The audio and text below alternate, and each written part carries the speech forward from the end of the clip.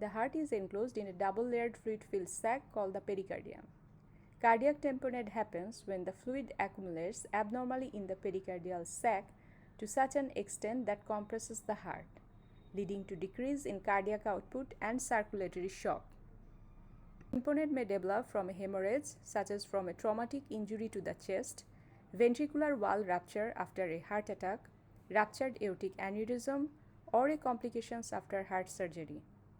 Fluid may also accumulate as a result of other health conditions, such as infections, autoimmune diseases, kidney failure, inflammatory diseases, cancers. The way as which the fluid is building up is often more critical than the volume of fluid.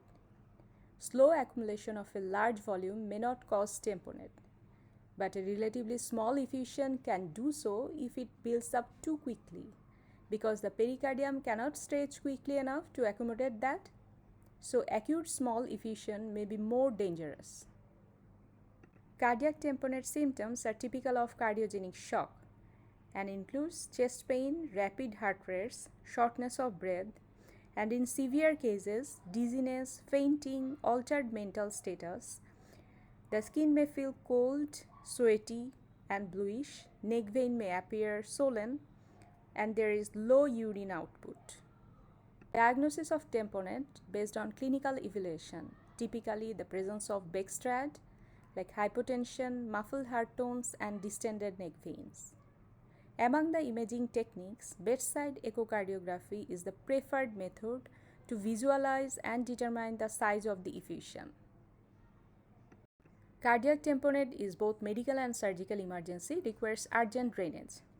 Pericardiocentesis is usually the first procedure to remove excess fluid from the pericardial cavity.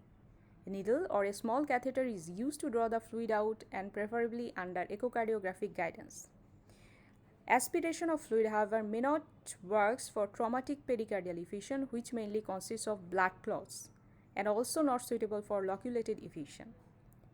So surgical options including creating pericardial window or removal of a piece of pericardium are preferred options in this situation.